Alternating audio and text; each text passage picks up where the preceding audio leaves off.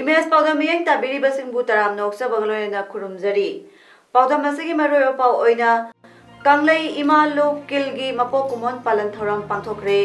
Democratic students alliance of Manipur देसामना कक्सिंग अमदी Bishnupur district की मनुंग चंबदा लेबा स्कूल सिंग यंगसिनख्रे लोयना बहुजन समाज पार्टी अमसुंग समाजवादी पार्टी अनिगी महागठबंधन रैली पांथोखरे हौजी मपुंग पालो बिरसी कांगलई इमा लोकिल लिंखखिबा सही मापन सुबगी कुमोन पालन थौरंग असी अयुपुंग मापन मखाइरम ताबदा मणिपुर प्रेस क्लब ता लुक असिगी प्रेसिडेंट आर.के. सनाहनबी नेशनल अमदी इंटरनेशनल अवार्डी हाइक्रुजम इबोतोम्बी खुमन अमसुंग यूसीएन गी वाइस प्रेसिडेंट खेत्रिमयुम सोमरेंद्रोना प्रेसिडेंट मेंबरसिंग ओइना पांथोखरे थरमदुदा लुक के प्रेसिडेंट आर.के. सनाहनबीना हाइकिबदा कांगलई इमा लुकना अतेन मतमस्ता लेबाकी इशूसिंगदा थौदांग लौरी सिविल सोसाइटी ऑर्गेनाइजेशन सिंग अमदी इमा इबेल सिंगी मतुंग इंजदुना मिटोपना योमसेलकपदा थेंगनाबा नुपी खुनाई कन्नबा अमदी मियोत मिनाई सिंग थेंगनाबा होनादुना लागली हौजिकती नुपी आंगांग सिंगदा मिफा मिपुन चथरकपा आंगांग सिंगदा फावबा सांगागली चचलकपा सिदा पालिबा लेंगा असिना असेंगबा असुंबा मा पुथोतुना यादे हाइबदु खंगनबा अकनबा चैराक पिहनिंगी लुब असिना हनबा लेतना नुपी आंगांगिदमक थौदांग याखिगनी हाइनसु R K. सनाहनबीना फोंदोखी ngasi tharamadda sarugyakiba international awardee as ibotombi khumana haikibada leibak asida armed forces special powers act 1958 thamduna militarization zone gi state oirakpadagi lamdam asida CSO maya ama songthoraki masigi manung channa kilsu leibaki isu kharada chaung thodang lori lamdam asi isu mayam tilaga leiba lamdam ni border fencing framework agreement singba kaya thengnagadaba leidi election gi model code of conduct hek chatnaba loibaga khongjang jangsinaba sem sanarasi haiki mani gi issue leitaba issue sigi ge mangba confusion ba paida issue ya mani gi mai ni issue di rosuti ya Mapithel Dam Affected Villagers Headmen, Chiefs and Elders Organization Chairman K.S. Solomon Nahai JSC against the forced construction of Mapithel Dam Amadi Mapithel Dam Affected Villagers Heads Chiefs and Elders Organization Hayeng Megitang Taratarukta Impal Ukrul Road Mapithel Dam Approach Road Thingbagloyana Dam Masida Pot Pusilakpa Coastal Company na tunnel saba thingani haina torambadu ngasi education minister T.S. Radesang wari sanabadagi asnaba puraktuna khongjang handokle ngasi manipur press club ta pamisang unabama da K.S. Solomon hai ngasi gi unakibadu da hojik out station oriba manipur gi CM N Birena manipur da hek halakpaga unaduna wari sanahangani haibadagi khongjang asi matam kharagi oina handokpani karigumba piriba thajaba asi thabak ton thoktaba tarabadi handokliba khongjang amu hana changsingani haiki CEO का JC अनिशना पुन्ना लोटो के हमसे कोई मणिपुरी मयाम दा कोई से लोटो जबनी कोई को moral support हमसुम physically support totally बा ऑर्गेनाइजेशन मयाम को कोई ऑर्गेनाइजेशन की सेशन की तरफ से है ना नुमाइबा हराव नुमाइबा से उद्योग Democratic Students Alliance of Manipur Desam Nangasi Kaksing District Amadi Bishnupur District ki Manung Chanba Mafam Singda Leiba Government School Singda Satuna Yangsinkre Timasna Han Bada Saril Junior High School da Satuna Yangsinki Maduda School Adudi Nintijana Saraga Oza Amadi Mahiroi Sing Amata Karam Dabagaloina School Thonglo Lagalamba Tengnaki Matung Timasna Wangu Laifam High School Adet and Wangu Laifam Upper Primary School da Satuna Yangsinki Yangsin Badu da School Asagi Oina Mahiroi di Leraga Ozagi Awat Palabadagi Kulasagi Oina Punima Maru Ama Semlaga Kuladagi Ozatara Romnek Laga Tolo Piduna Ang Singularik Tamalamki Nakalamaromda Skulasi Toilet like Tabadagi Skulasi Ozama di Mahiroi Singda Awabakaya Mayok Naram Libasida Pendaba Hondoki Sadir High School Sita Siyona Lab Kraba Ungangilam Sita Koi High School Sikamai Sakana Koyi Operation Taubiram मसीना कोई ख्वाइदगी पेंद्रिस अदुना मसी खुदिमकसे अखोइना हौजिक छात्र पुथोक्सी हारगदी अखोइ school की infrastructure से मतिक चाना अखोइ thumb दरकार लै अदि ओजा मसिंग से सुने लेरगदी अखोइ लमदम सिते लैरिबा अखोइ मयाम सिगा अखोइ खुसमनरेगा ओजा सिंग से खुसमनरेगा अखोइ छात्र मसिंग यामना पुथोकपदी अखोइ ngамगनी टीम असना ngasi खोंसकी अरोइबा डेस्टिनेशन होइना बिष्णुपुर डिस्ट्रिक्ट की मनुंग चलिबा इंग्लिश जापा मौद्रा मंगादा हाई स्कूल होइना अपग्रेड तौखरबा वांगू गवर्नमेंट हाई स्कूल बु यंगसिंखी मदुदा स्कूल असिदा माहिरोय मतिक चाना लेरबसो स्कूल की फिबम फतबा माहिरोय सिंगी फमफम मतिक चाना लेरमदबा नोंग तारकपदा नोंग युबगी अमदि अतै खुदोंग चादबा कया मायोक नदुन लेरमबा थेंगनखी मरमसना मरी लेनाबा डिपार्टमेंट स्कूल असि अवात अपासिंग अथुबदा मेंखपिनबा देसांगी माइकैदगी अपील तौरकली कुई कुईदना फेब्रुवारी थादा कोई कक्सिंग जेडीओ की कोई inspection team लांबगी अदुबा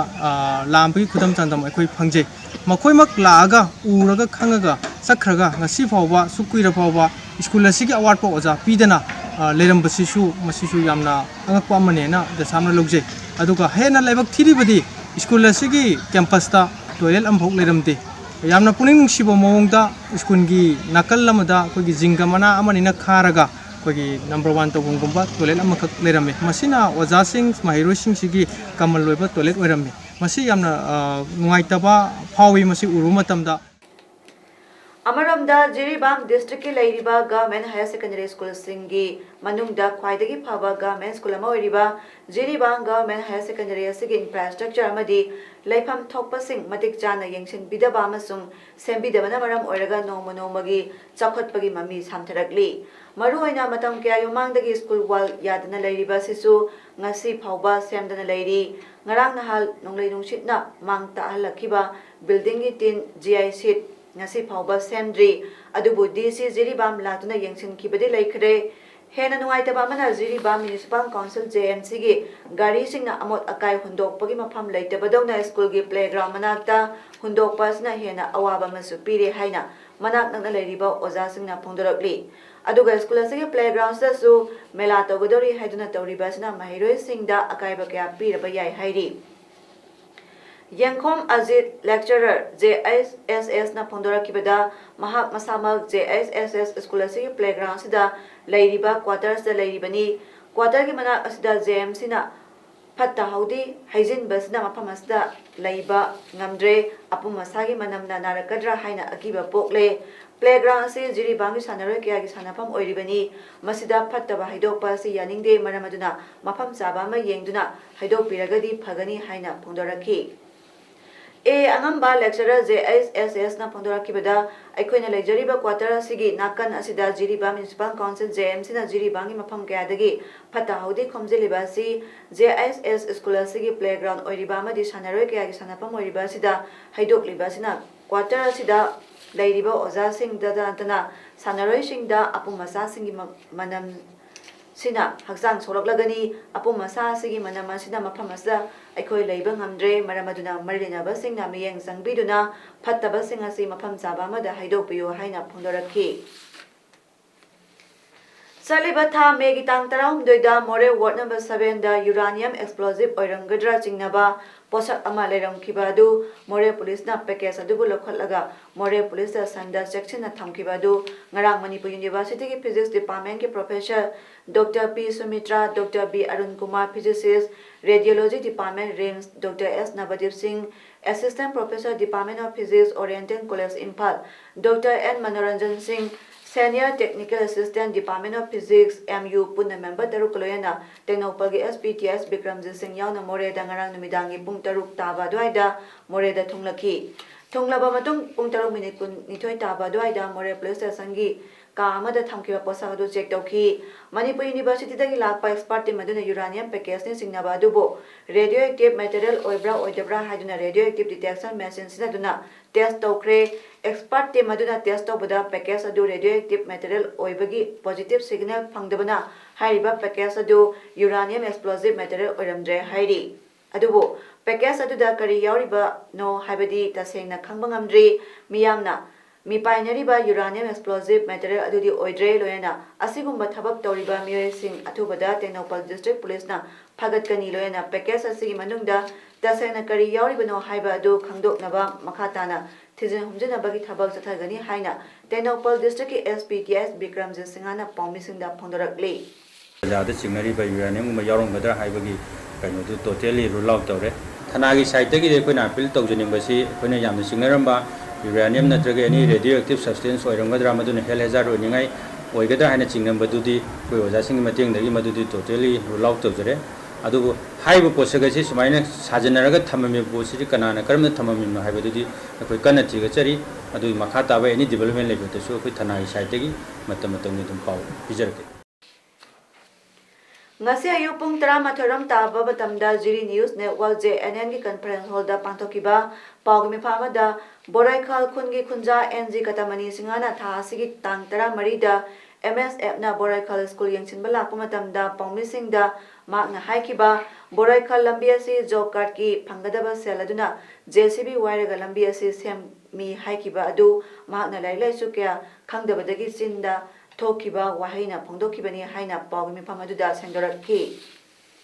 Pawmi Pamaduda Saruyakiba Boraikhal Khungi Gram Panchayat member NG Gopeso Singhana Pongdokibada Job Card ki selna JCB Waibani Haikiba Phamadu Khunja Singna Khangdabadagi Haikibani Job Card ki sahi asigi Mars ki tang 13 hogna Mars ki tang 9 phauba thabak suduna loisinkhre adubu Boraikhal asidi singilam oibana maram oiraga Job Card na yauba ngamdaba kaya ama leiba sida Khunja Miyamga Tanajaraga Makoidagi Sel Khara Khairaga Amadi Pradhan member Singdagi Su Sel Khairaga JCB ama Loduna Lambi Semnaba Tawbani Aikoina Sel Khaikiba Dusu Hauzik Loislakle Amadi Lambi Asi Aikoigi Sel Adu Khatana Semba Ngamba Natte Maramaduna Marilenaba Singna Miyeng Sangbiduna Lambi Asi Sembinaba Apel Tawjari Haina Pawmi Phamaduda Phongdoraki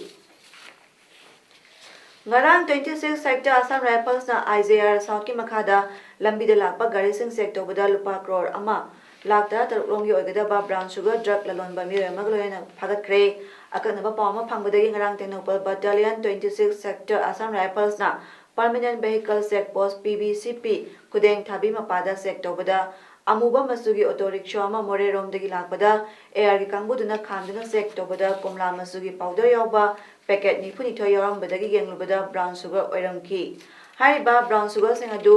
jamphao khungshai chaini pu apokpa lekhidraba gakhojang khongshai kudeng thabi village da leibana purakpani hairi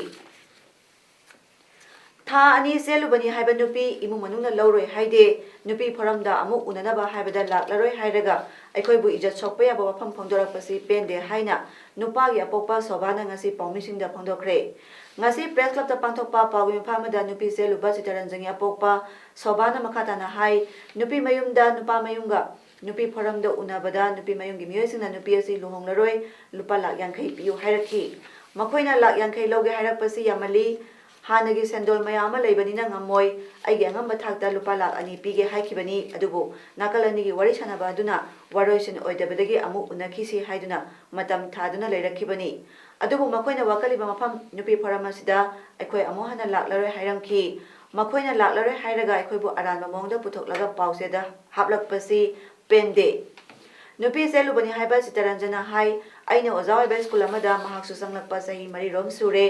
aiga sahi 13 nungsian seluba nupi amaga luhongnagani haibagi pausu mahak khanglabani madugi mathakta mahak nungsinaramba nupa amasu nupi ama puraga senkibagi mahanga nungaitaba aina share tobibani aduga aikoi ani Bangalore da matam khara leirusi hairakpadagi aidi yumda thogdo ama thoklabanina sel laite hairubada mahaki sana kairaga lupa lesing maudrama puthorokle aduga lak amana aina puthoklaga Bangalore da satpani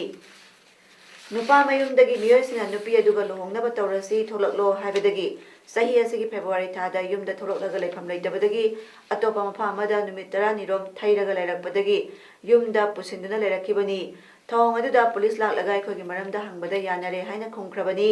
yanarabanina luhongnaba leirakibani marak asida nupi mayumna nupi phoramda nupi adu concept oire nupa mayumna losin biu yadre haina se ama thangalakpagi matungina nupi phoramna su aikoi bu laknaba se ama tharaki adudagi phorang office da nupi mayumgi miyo amadi nupa mayumgi miyo sing yauna unare nupi masana aingonda leiba ngamlaroi haina phongdokle madugi pakhum oina aina su नुपी असिगा लेमिनबदा नुंगाइदो Mandrem हाइना हाइदोकलमले मदुगी मखा तारकपदा फोरमना compensation की वफम हौदोकनरकपदा नुपी मयुमना compensation ओइना लुपा lakh यांखै लौगनी हाइरकपदा अइगी अपोकपना Yamuna थौदो अमसु थोकलिबदिना सेंदोन खरा लेरी अदुना अइगी अंगंबा खरा पीगे हाइखिबनी हाइखि अखोई पुल सिरिबा मराजे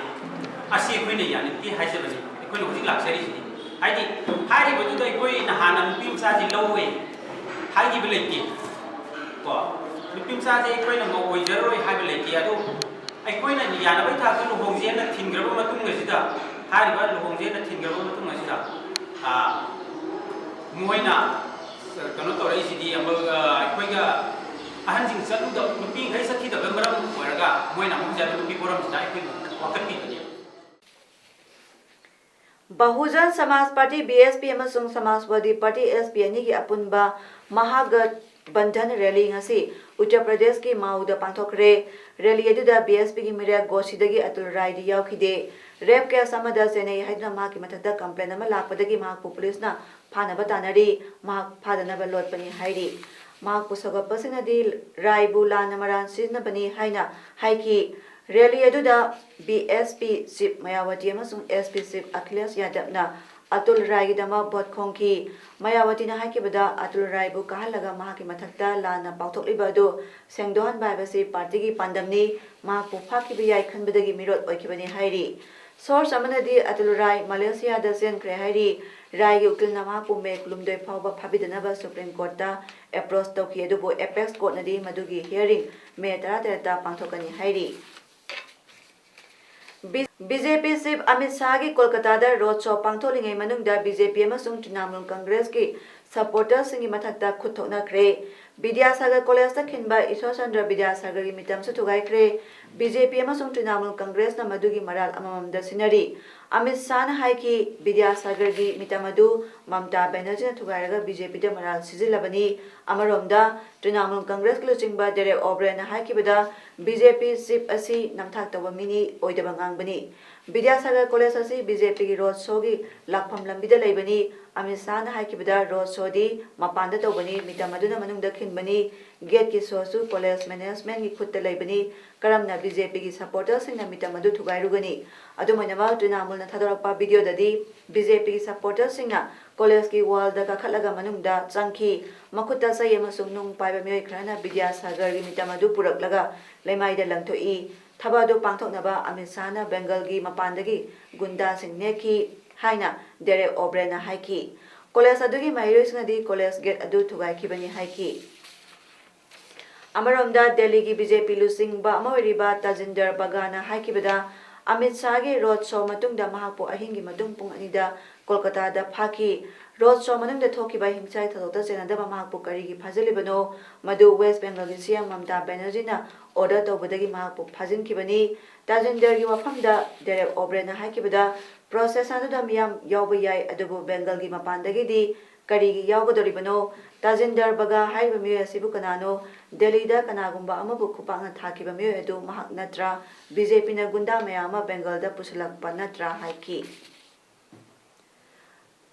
हौजेरबदा मरा पामुकाना पिजरी कांगलई इमा लोकिलगी मपो कुमोन पालन थौरम पांथोखरे democratic students alliance of Manipur देसामना कक्सिंग अमदी बिष्णुपुर डिस्ट्रिक्ट की मनुंग चंबदा लेबा स्कूल सिंग यंगसिनख्रे लोयना बहुजन समाज पार्टी अमसुंग समाजवादी पार्टी अनिगी महागठबंधन rally पांथोखरे ngasigiди imeas paudam pijaba matang asolution jare meng tabiri basingbo